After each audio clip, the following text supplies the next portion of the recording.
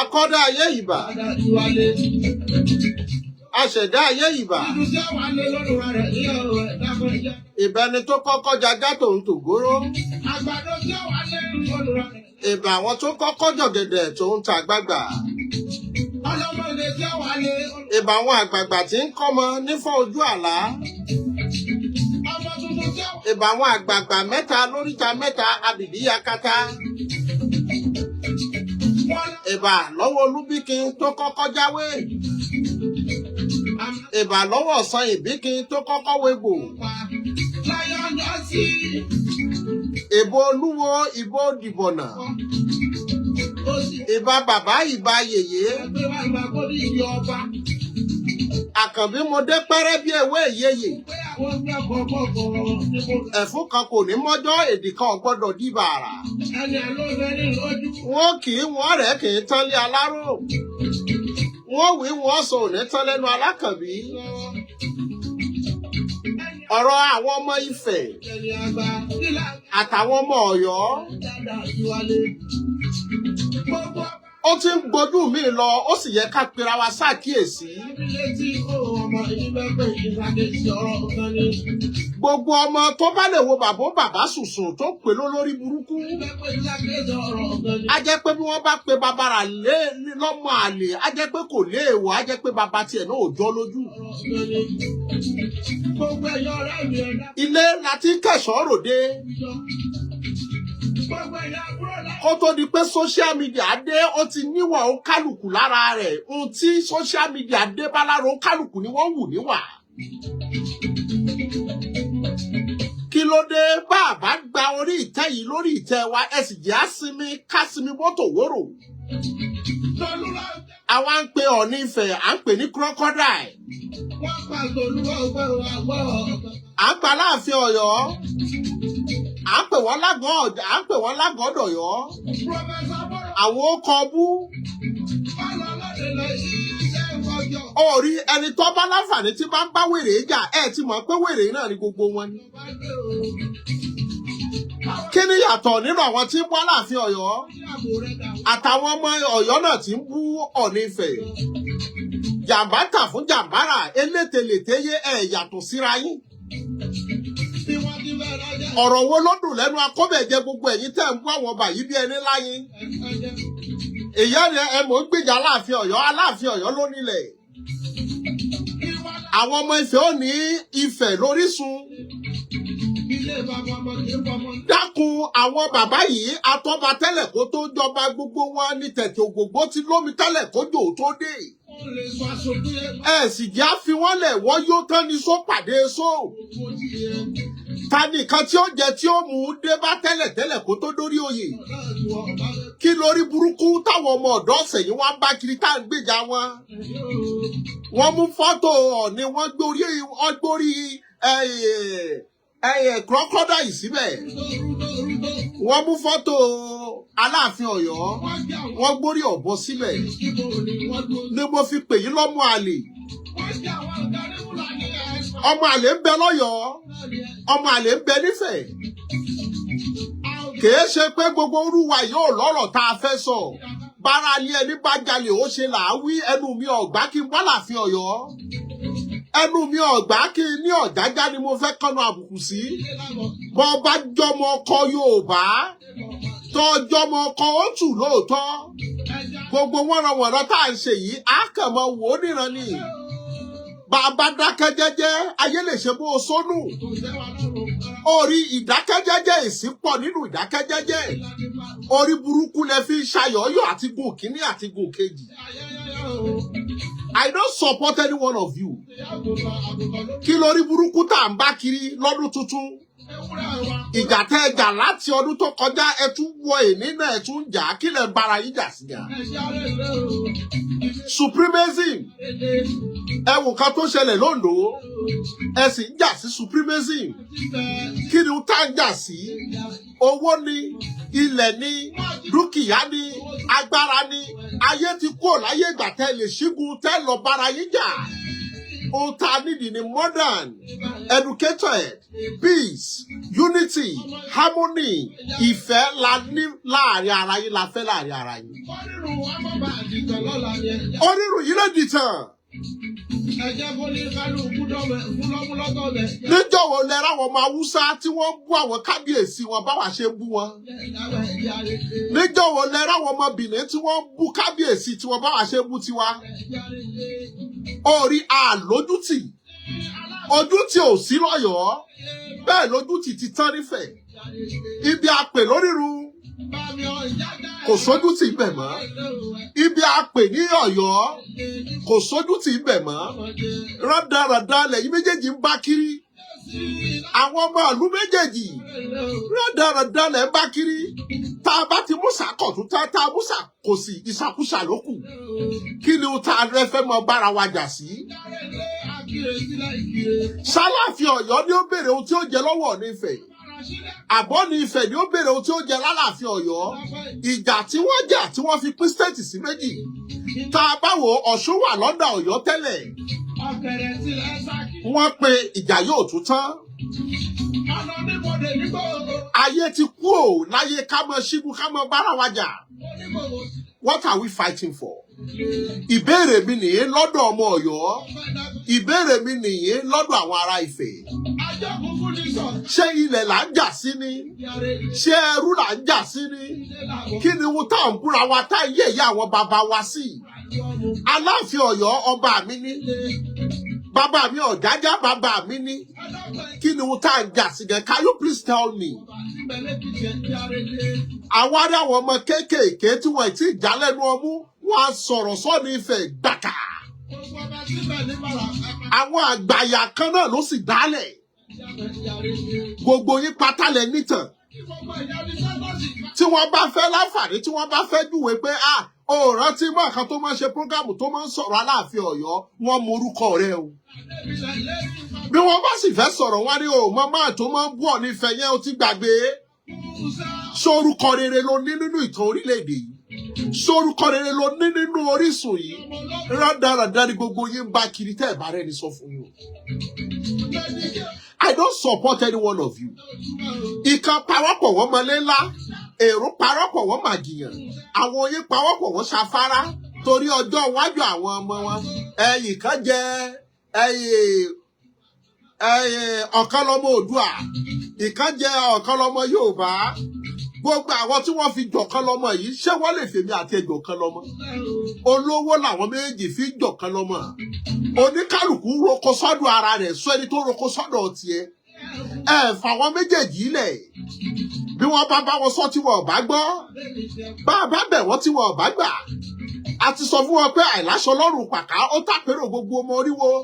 Bí ọ̀bá ti tàpérò gbogbo wọn ẹjẹ́ fi wọ́n lẹ̀ kóníkálùkù ó máa ṣe tiẹ̀ lọ́tọ̀ọ̀tọ̀. Òtútù ó kìlọ̀ fún ní pátá. Òru ó kìlọ̀ fálákànkù ẹ̀wù. Kí ni táwa ń bára wá jà sí táwa yẹ̀yẹ́ àwọn kábíyèsí wa lórí agbágbé?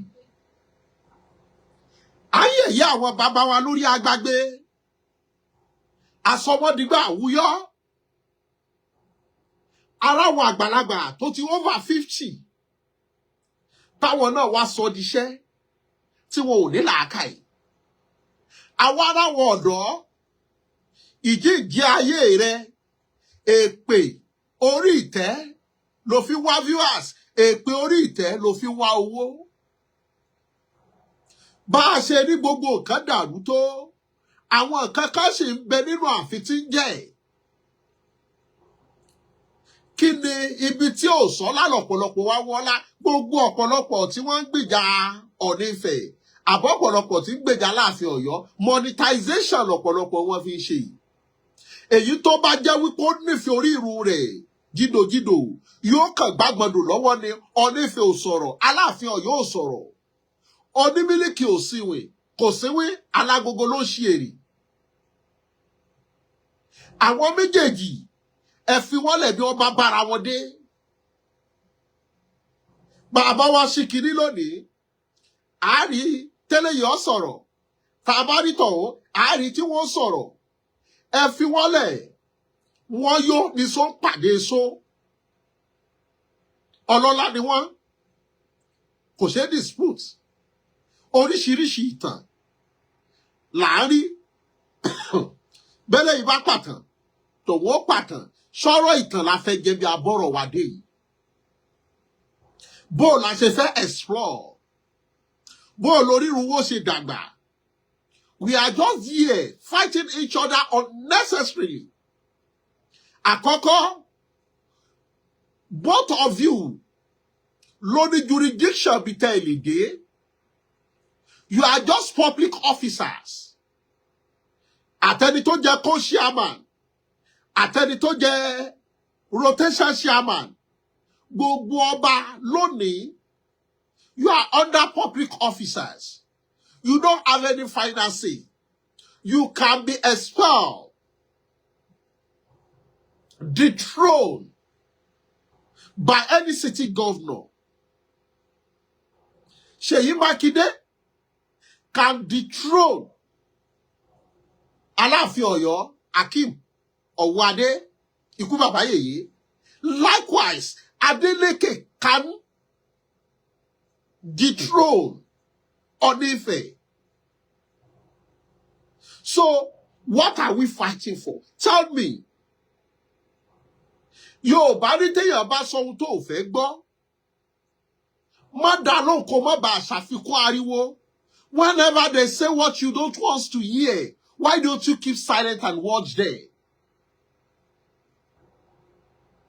Àwa wò wá ọ̀pọ̀lọpọ̀ àwọn Yorùbá táwọn yìí ọ̀pọ̀lọpọ̀ àwọn Fúlàní wọ́n ti gbọ́ Yorùbá jà àwọn Yorùbá lọ tí wọ́n pòwe Haúsá ti gbọ́ Yorùbá jà àwọn Yorùbá lọ Yíbò ti gbọ́ Yorùbá jà àwọn Yorùbá lọ wọ́n wo bẹ́ẹ̀ ṣe how gullible you are.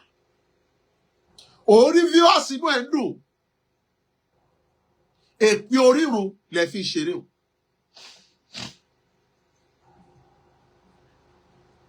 Ayé yìí ti kúrò láyé ẹ ṣígun lọ káláyé gbà kan ni Aláàfin Ọ̀yọ́ ṣígun Ọọ̀ni-Ifẹ̀ ṣígun ẹ ṣígun fúnra yín ṣùgbọ́n ayé ti kúrò ńbẹ̀ àti wà láyé civilization. Mo sọ̀rọ̀ kan bí 4 years ago mo ní who is the most powerful king? Orí àwọn ọba wa yìí they are not powerful because they are under Commonwealth. Wọ́n wà under Commonwealth. Who is the leader of Commonwealth? Queen Elizabeth was the founder and the supreme president of Commonwealth. He doesn't take passport to any country. He doesn't take visas. Oh, that one kábíyèsí wa bí wọ́n fẹ́ lọ Kútọ́nù bẹ́ẹ̀ gbọ́dọ̀ gba visa wọlé. So, what are we fighting? Ṣé Queen Elizabeth, when Queen Elizabeth died, Charles was installed. Ló fi jẹ́ pé tí Charles bá fẹ́ wá sí Nàìjíríà, àtàláàfin Ọ̀yọ́ o, àtọ̀ọ̀nífẹ̀ o, àti gbogbo ọba o, they must stay in his back. Because they are under Commonwealth. They are just public officers. They are not powerful. You can sue any one of them to court. So, what are we fighting for? Aláàfin Ọ̀yọ́ ló dàgbà jù, Ọọ̀ni-Ifẹ̀ ló dàgbà jù, Aláàfin Ọ̀yọ́ ẹ gbàgbé tán. Migration is accepted in the journey of life. Tí Aláàfin Ọ̀yọ́ tí wọ́n bá migrate kúrò nífẹ̀, tí wọ́n tẹ̀fẹ̀ dúró. Lóde ìwọ̀n ìgbà tí kò bá ti lè nàkọ̀ pa sí Ọọ̀ni-Ifẹ̀ lórí báyìí, ẹ fílẹ̀. Táyọ̀ Ọ̀yọ́ bá dẹ̀ wò pé ìkankan wà tó yẹ kí Ọọ̀ni-Ifẹ̀ mọ́ f'Aláàfin Ọ̀yọ́ tí ò bá fún ẹ fílẹ̀. You have made your name separately. There's no proportion in working together. It's a matter of choice. And then orí burúkú yẹn bọ̀ láti last year. And then bá orí burúkú yẹn bọ̀. Mo ẹ wá ra photo kan tí wọ́n edit lẹ́ni. Mo ti fẹ́ sùn gan. I was just, when are you going to stop all this rubbish? I want to show our lesson. Wọ́n fún yàn sí title. Èyàn kan jẹ́ ọ̀kan lọ́mọ Oòduà. Èyàn kan jẹ́ ọ̀kan lọ́mọ Yorùbá. Sọ fún mi. Ṣé ọ̀kan lọ́mọ Oòduà yẹn ó lè wá dún wájú lé mi kó ní òun jẹ́ ọ̀kan lọ́mọ Oòduà o. Kí n bọ́ta nínú company mi ò rí ọ pé àbí tí bá bàrí ọ̀fẹ́ da ó ralẹ̀ débí. Àbọ̀ kan lọ́mọ ilẹ̀ Yorùbá ó lè dédé wọnú company mi pé ìjọba Tinubu tó ní sọ fún pé ṣé ìran bàbá rẹ ló kọ́lé bí. So ẹ sọ ibi tí kíní yẹn tó ti ní impact nínú ayé mi àti ẹ wọ́n ọ̀nà lásán ni. Every town and village, non feel joye. If you have your money and you are doing good to the town, anybody can install you. Are we daft? Anybody can do anyhow. Tí neighbor mi tí mo bá kí tó bá ti lówó bá mi ṣe tí ẹ lọ́tọ̀ọ̀tọ̀. Kí ni mo fẹ́ máa bàjà fún? Why are we fighting? Tell me the advantage of the fight. We now get to the stage calling Onife crocodile, calling Aláàfin Ọ̀yọ́, all sorts of names as well. Ara wọn kan ọmọ Ògún ni. Àwọn náà pé Onife lábọ̀rẹ̀. So, are we promoting our culture? Are we selling them out in a good manner? Are we promoting our tradition? That is the custodian of culture. That is the seat they sat on. None of them is powerful. Láyé tí wọ́n ní agbára. Ṣé rí gbogbo Ọ̀yọ́ Empire. Ọ̀yọ́ Empire was then just like a military base, and we can call it the prime minister there. And it's not in existence. Ọ̀yọ́ can never order any military or Ibadan to go and face any war anymore. No. Likewise, Ife ò kàn lè ránṣẹ́ kan pé ẹ lọ pé Ọ̀rànmíyàn wá o, ayé ti civilized. We are all expanded.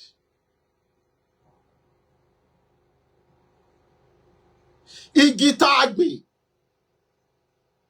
tó bá rúwé ń bẹ̀ yẹn.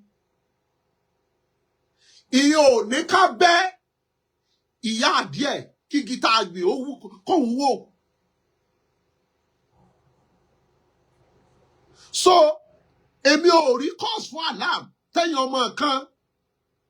Ẹlòmíì ọ̀rọ̀ dá lẹ́nu ẹ̀.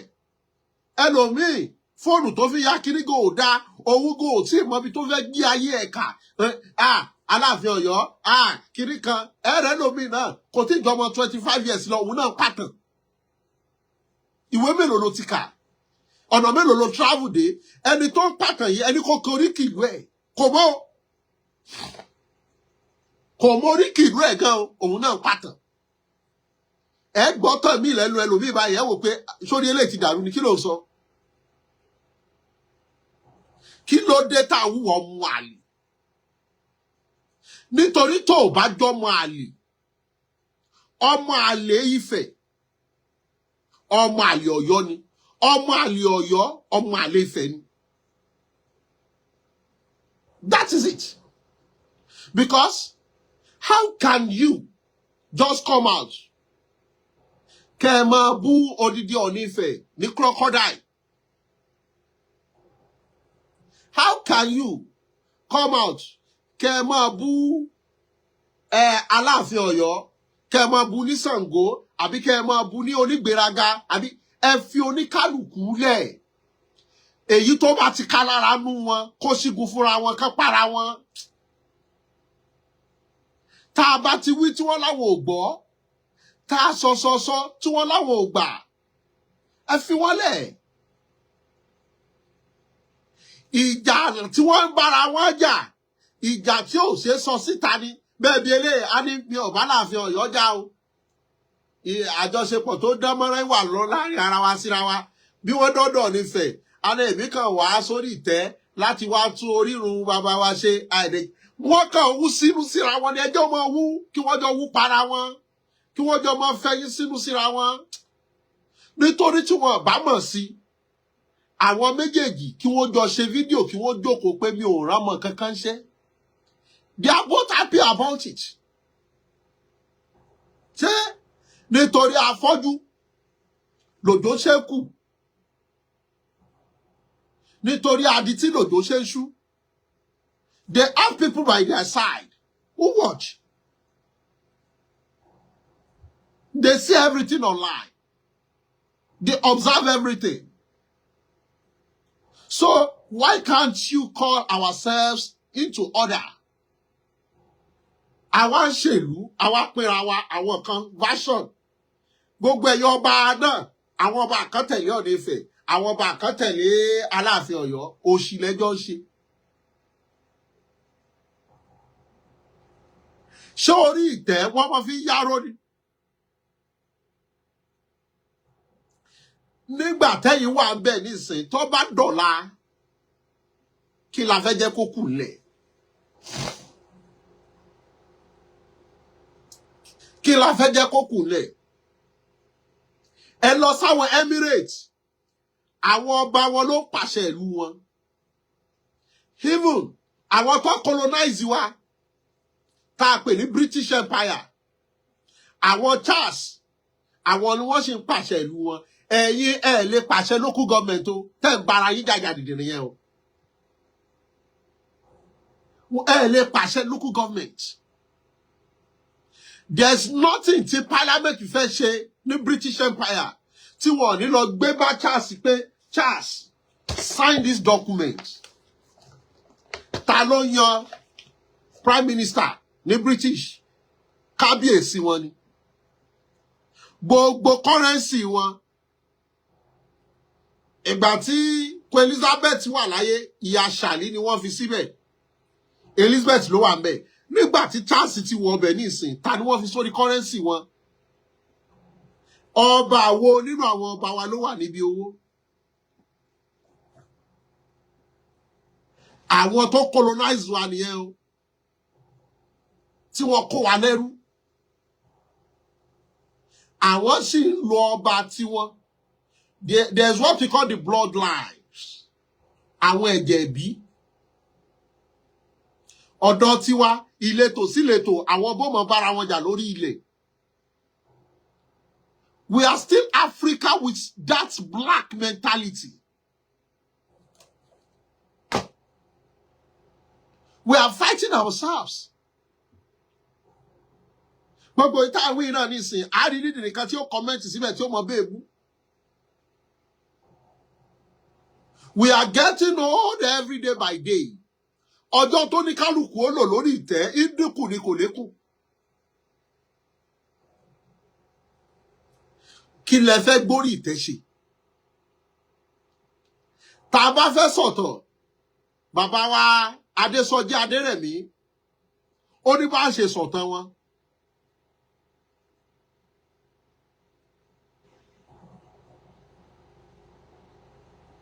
pẹ̀lú àwọn Awólọ́wọ̀ Bọ̀dé Thomas ìtàn wọn ò parẹ́ àti bàbá wa Adéníran tó bí bàbá wa Aláàfin Ọ̀yọ́ àná Adérẹ̀mí ó wà mẹ́ bàbá fẹ́ sọ̀tàn ikú bàbá yèyé ọba àná Lámídì ìtàn wọn bẹ̀ pẹ̀lú bàbá wa Síjú Adé they fought wọ́n bára wọn ṣọ̀tá títí tí tóníkálùkù fi sílẹ̀ wọ̀nyí So we are now into the battle. If one government could stood up today, just like a military empire, the military gbàjọba, and scrape off whatever they call kingship in Nigeria, what will happen? Ṣebí wà ńbẹ̀ ló jẹ́ kẹ́ mọ̀ wò pé kíní kan.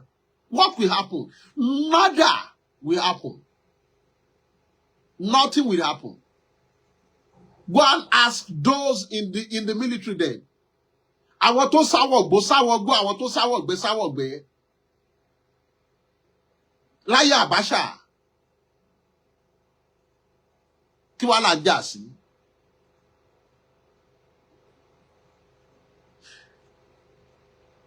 Kábíyèsí, ẹ̀bẹ̀ lèmi ó bẹ̀ bàbá wọn Ọ̀jájá àti kábíyèsí Aláàfin tìlú Ọ̀yọ́ wípé àwa kan wà àní bú yín kàkà bẹ́ẹ̀ á mọ̀ rawọ́ ẹ̀bẹ̀ sí yín ni. Tó bá dẹ̀ kàràgídá bá bẹ̀yìn tá àbágọ́ apáyín tì wípé rádaràdá lẹ̀ ń ṣe inú wa òdò sí. Kí là ń jà lé lórí? Mo fẹ́ síwájú àwọn lọ́balọ́ba. Mo fẹ́ máa bọ̀ kọ́ba gbogbo ọba tẹ̀lé mi. Mi ò fẹ́ forí balẹ̀ fún Lágbájá. Lágbájá ò fẹ́ forí balẹ̀ fún mi àti pé kíni.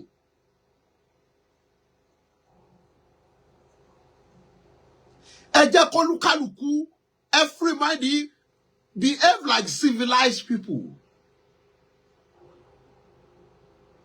You are both well educated before coming to the throne. Why don't you both reconcile and deal with understanding? Don't behave like a quack, illiterate. Ẹ má ṣe bí onípàgùn.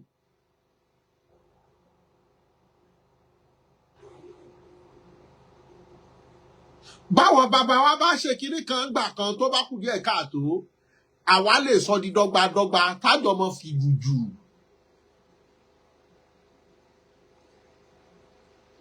Lágbájá kò sẹ́ni tó lè dọ̀bálẹ̀ fúnra yín. Lẹ́yìn kẹ́ pàdé ara yín kẹ́ dìmọ́ ara yín.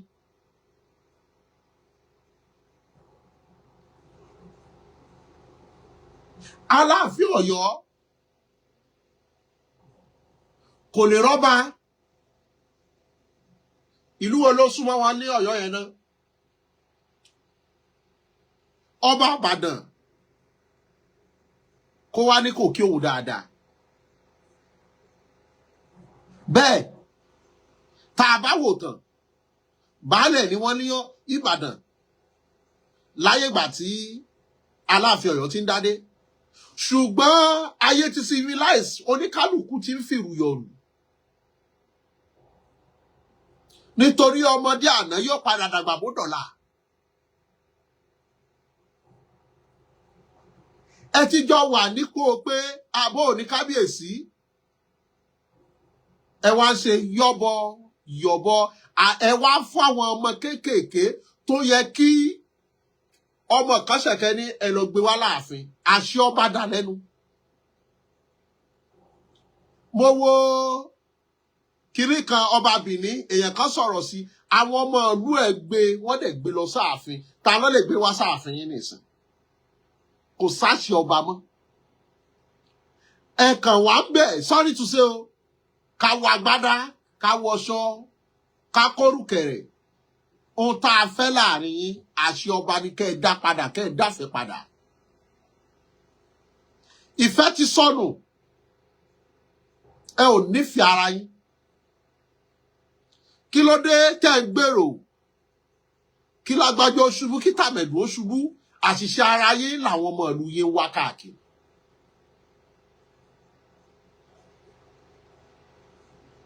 bẹ́ẹ̀ bá ní orí béèyàn bá dórí oyè èèyàn ń lo oríṣiríṣi onímọ̀ràn àbí téèyàn bá já ṣáájú gbogbo ìmọ̀ràn kọ́ la máa ń gbà ọ̀rẹ́ rẹ̀ lè fún ọ nímọ̀ràn àmọ́ wọn náà jókòó kó rò wípé ṣé mọ̀ràn yìí ṣó ṣe tẹ̀lé Aláàfin Ọ̀yọ́ bẹ́ẹ̀ kan bá ń sọ fún yín wípé ẹ má gbà o ẹ má gbà o àṣẹ yín lóòótọ́ lódodo ẹ̀yin lè ń jẹ gbogbo oyè tó bá ti wá láti Yorùbá land látọjọ́ tó ti pẹ́ tá a bá wò ó láyé àwọn Ààrẹ Ọ̀nà Kakanfò bí àwọn Akíntọ́lá Abíọ́lá ilẹ̀ Ọ̀yọ́ ni wọ́n ti ń jẹ we don't dispute that àmọ́ ìfẹ́ là ń bára wa sọ gbogbo òtù là ń jẹ nìsí o káàárọ̀ òjíire là ń jẹ ẹ má jẹ́ àtàrà wa kò sí bẹ́ẹ̀ bá bi ọmọ Yíbò ìjà lóde lónídòwe tẹ́ ẹ bá ní ọmọ ìlú wo ni ẹ wá ní àmọ́ ọmọ òtù yóò ní what tribe is òtù kò ní understand you gbogbo ìta ṣe ọmọ kóòtù òjíire ọmọ òtù kiri kan àtàrà wa ni o Yorùbá gbogbo wa àti Ifẹ̀ àti Oǹdó àti kiri Ọ̀yọ́ ẹkú lẹkú Yorùbá gbogbo wa gbogbo òtù là ń jẹ yẹn mo kàn ń wo we have 3 tribes we have Hausa Yorùbá and what do you call it Yibo because I'm not Yorùbá I'm Òtù àwọn èèyàn ẹni tó bá sọ fún mi are you normal kò lè yé kò pàdé Hausa nìkan ni what tribe are you are you Yorùbá ohun tí ó sọ fún ọ wí kó wá ní I'm Òtù yóò ní Òtù what wà láì kò lè yé Ọláwálé mo kì í sà kò lè yé so à ń differentiate orúkọ yẹn à ń tara wa ni orúkọ yẹn náà láàjọ ọmọ jẹ́ àbọ̀jọ fi wèrè pọ́ọ̀tì ẹ̀ táfìjọ gbà fúnra wa ni àwọn ò ṣe Yorùbá o àwọn ò ṣe Yorùbá gbogbo yẹn àkàn tara wa ni àtijọ́ establish orúkọ yẹn gbogbo wọn mọ̀ jẹ́ Èkìtì làwa o àwọn ò ṣe Yorùbá o they will ask you are you Yorùbá or Hausa ẹ̀yà kan ló tún fẹ́ dáyàtọ̀ tá a máa ń sọ pé Fúlàní àwọn Hausa gan sọ fún ẹ pé don't call it Hausa Fúlàní Hausa Fúlàní is different. lọ́jọ́ wo láyẹ̀sẹ̀ àmọ́ sọ pé Òtù ni wá káàárọ̀ òjíire àbí wọn lọ tẹ̀sẹ̀ sọ mo kàn wọ́n gba àwọn tó ń ṣe à ń ṣeré ipá ni. tó o bá máa fíìlì any form pé tribe Adébáyọ̀ mo kì í sà tẹ́ ẹ bá máa fíìlì any form tó sọ pé tribe tó wà kọ Òtù àbí káàárọ̀ òjíire wọ́n sọ pépà rẹ̀ síbì kan ni what tribe are you Yorùbá ìjàlódé là ń ṣe Òtù là ń ṣe káàárọ̀ òjíire orí aṣọ tó ti kiri kan tó ti wọnú omi ni kò ṣe yọmọ àti pera wá Yorùbá náà àti pé àti gọ náà tẹ́rí gbogbo káàárọ̀ òjíire Òtù yẹn ọ̀hún ṣeré pa ni. so gbogbo ìta fẹ́ mọ establish yẹn ẹ má jà establish yẹn àti ságun nìyẹn Ọ̀yọ́ yẹn lómi sọ àwọn tó jẹ́ Ọ̀yọ́ kí ló tiẹ̀ pé náà wọ́n ṣàka ìlú bíi mẹ́rin kan àbí márùn kan kínní kan àwọn ní Yorùbá wo títí dé Èkìtì títí dé Ọ̀wọ̀ títí dé Ìkàrẹ́ Yorùbá ni wá. gbogbo yìí tẹ́ ẹ̀ ṣe yẹ ẹ̀kan ṣeré ipá ni.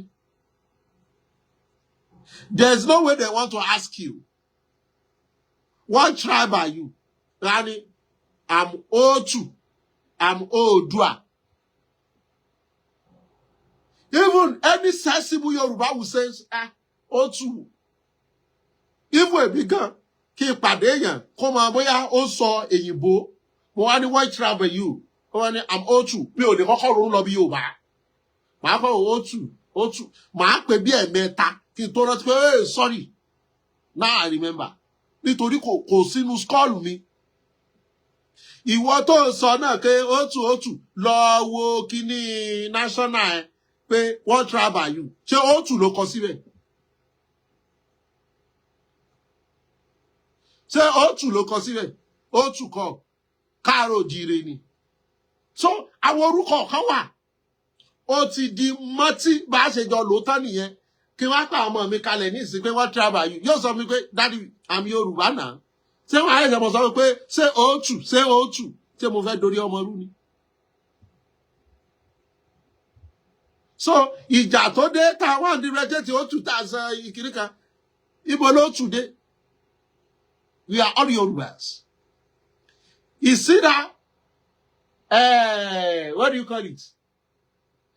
Or you like it or not? Everybody is Yoruba, and you are not the one carrying the name Gbogbo wa Yoruba by tribe.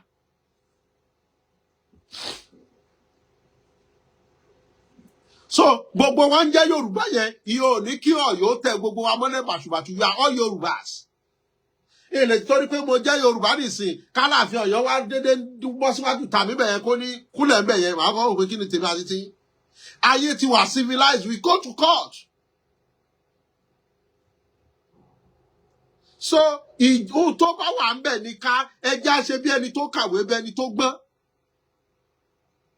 Ẹ lè rí Haúsá, yóò sọ pé Haúsá ni mi. A tún sọ pé Haúsá Kano, Haúsá Sokoto. A dẹ̀ mọ̀ wípé àwọn tí fi wọ́n wà nù wọn, ṣùgbọ́n wọn ní kílèmù kankan wọ́n sọ pé Haúsá ni nà. So, gbogbo O2 kí ló ìkejì káàró jíire tá ń kílèmù yẹn kò sọ̀rọ̀ bẹ́ẹ̀ Yorùbá jọ gbogbo wa àjọ fi wèrè pọ́ọ̀tì ẹ̀ ni mo jẹ́ Yorùbá yẹ òní kọ́mọ Ọ̀yọ́ sọ pé òun lòun pàṣẹ fún mi èdè sọ pé sórí ẹ̀ pé thank you Mr. Olawale why are we fighting ourselves? That is the first question. Àkọ́kọ́ Aláàfin Ọ̀yọ́ you are a Canadian. You are well educated. You are well exposed. Embrace peace. Likewise, Onife, you are a wealthy man, a businessman, a developer. You are wealthy, exposed. So, why are we behaving like 20th century back? I'm behave bí ẹni tí sorry to say o bí àwọn tí ò rọ́lá rí tọ́lá wá jọ lójú àwa fi àwọn ọmọ àlè àtọmọ àlè Ifẹ̀ àtọmọ àlè Ọ̀yọ́ gbogbo wa ń tẹnu wọ́n ran lórí mídíà ibi tí ò sọ́lá lọ́pọ̀lọpọ̀ ń wọ́lá kiri gbogbo àwọn ọmọ tẹ́ẹ̀rí yẹn kò sí kọ́ńtẹ́ǹtì ni wọn ọ̀dẹ̀ lọ́nà míì tí wọ́n gbà jẹun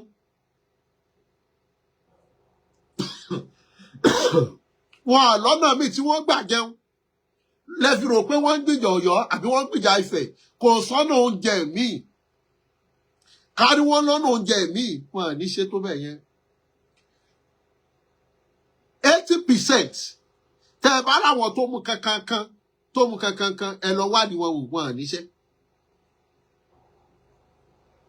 àwọn 20% á lè láwọn tó wà labroad tó mú kán wò pé òun ti yó so ó ti yó ó kàn fẹ́ cash cruise nígbà tí ò sẹ́ni tí ó mọ bá rojọ́ ní ibi tó wà tóun náà bá kàn délé ó kàn fi pass time torí mo ti wo gbogbo wọn. tó o bá nífẹ̀ẹ́ orírun rẹ wàá nífẹ̀ẹ́ Ọọ̀ni Ifẹ̀ tó o bá nífẹ̀ẹ́ Ọọ̀ni Ifẹ̀ wàá nífẹ̀ẹ́ Aláàfin Ọ̀yọ́ ṣùgbọ́n wọn tó o bá ti lè bá Aláàfin Ọ̀yọ́ níjọ́ t'Ọọ̀ni Ifẹ̀ bá ṣe ọ̀ọ́bù nítorí kò ní fi ẹ̀ lẹ́nu ọmọ tó bá ti lè pe babo ní baba lórí burúkú a jẹ́ pé ńjọ́ tí bàbá rẹ̀ bá ṣe ohun tí ó dùn yóò bú bàbá ẹ̀ náà ó rí gbogbo ẹ̀yin tẹ́ ń bú Ọọ̀ni Ifẹ̀ orí yín ti dàrú ó rí gbogbo ẹ̀yin tẹ́ ń bú Aláàfin Ọ̀yọ́ ẹ̀ ní làákàyè ẹ fà ọ méjì lẹ̀ kí ni wọ́n fẹ́ jà sí ṣé Ọ̀ọ̀nifẹ̀ ni ó tọrọ owó lọ́wọ́ Aláàfin Ọ̀yọ́ ni àbáláàfin Ọ̀yọ́ ni ó tọrọ owó lọ́wọ́ Ọ̀ọ̀nifẹ̀ they are wealthy bàbá bí àwọn méjèèjì Ọ̀ọ̀nifẹ̀ olówó ò bá jà o Aláàfin Ọ̀yọ́ olówó ò bá jà o ẹjẹ́ àfi wọ́n lẹ̀ ń gbà wọn kí wọ́n ṣígun fúnra wọn tí wọ́n bá ń gbéraga síra wọn ẹjẹ́ ọmọ gbéraga síra wọn ẹjẹ́ àrí ọjọ́ tí Aláàfin Ọ̀yọ́ gbé pópó báyìí tí ó wà á làmọ́ Ọ̀ọ̀nifẹ̀ káwọn awojọ́ tí Ọ̀ọ̀nifẹ̀ láwọn àmọ̀ pé lórí burúkú nìwọ̀ ọba ilé yìí.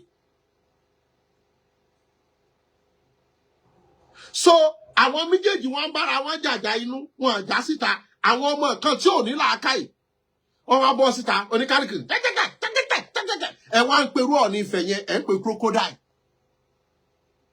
well educated well civilized well exposed ṣé àwọn kórìí ọmọ yẹn ti dàrú a jẹ́ pé Aláàfin Ọ̀yọ́ tó ń gbéjàgò dámọ̀ kankan lójú ẹ̀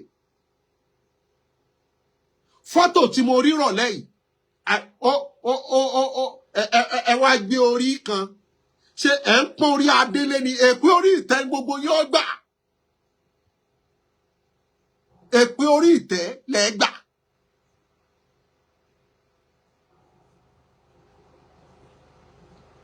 ṣé ẹ bá ṣe ohun tó dé tó ní àwáròhun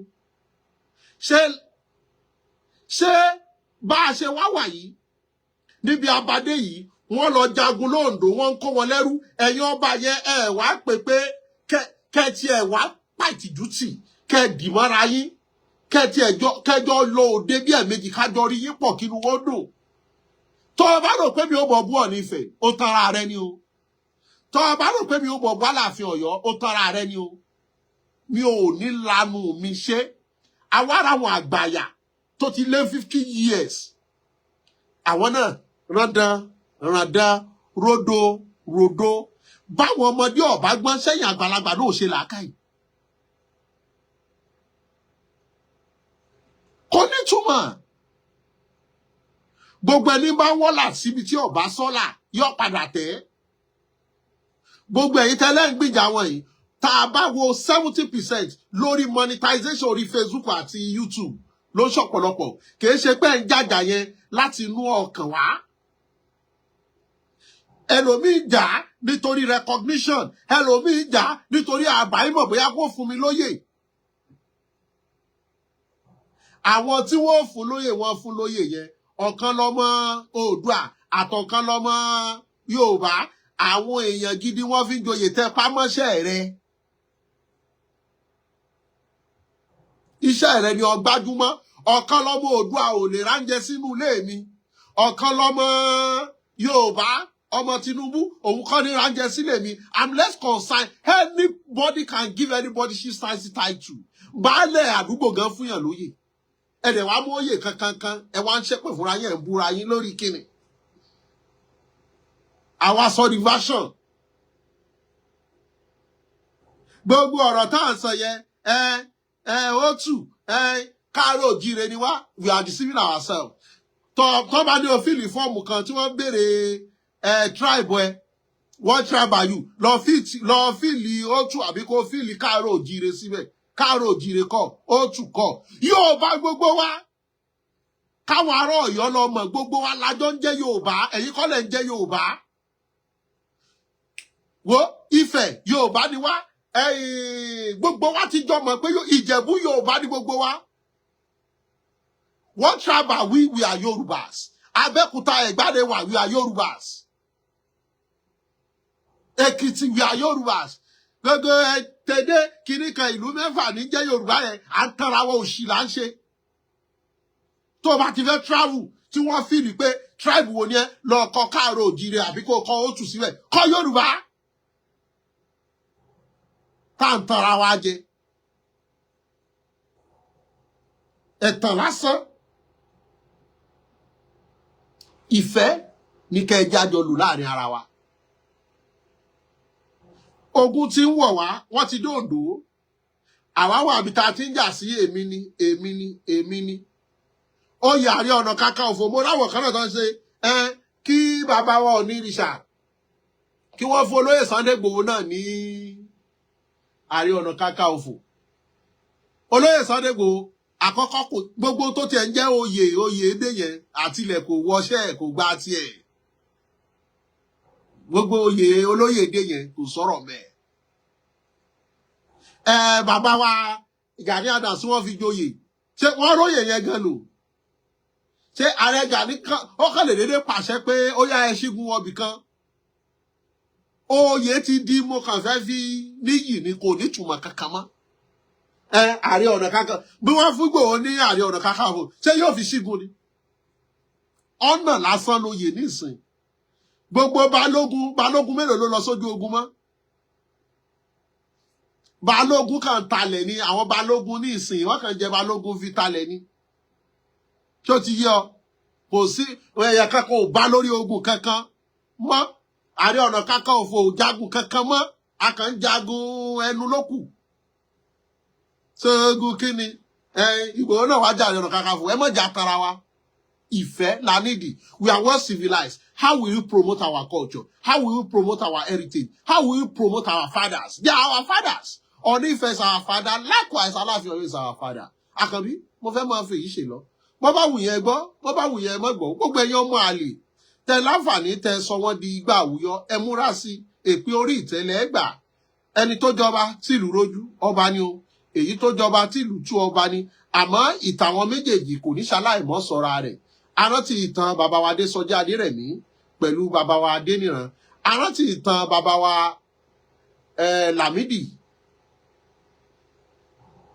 Lámídì tí wọ́n gbéṣẹ̀ àti bàbá wa Síjú Adé ìtàn wọn náà parẹ́ o ìtàn kan náà làwọn tó wà ń bẹ̀ yìí náà ń kọ orí bọ́bá wù yín ẹ múra sí Àkànbí mo fẹ́ máa fi èyí ṣe lọ ànílọ̀lọ́ ẹja tó lọ tí ò dé sàlẹ̀ omi ànílọ̀lọ́ kọ̀ọ̀kan tó lọ tí ò dé sàlẹ̀ odò àyùnbọ̀ báyìí lọ́wọ́ yẹnu àtẹ̀pẹ́ báyìí lẹ́sẹ̀ tẹ̀nà ó dàbọ̀ yín bàbá ó dàbọ̀ yín màmá ó dàbọ̀ yín ẹ̀gbọ́n ó dàbọ̀ yín àbúrò.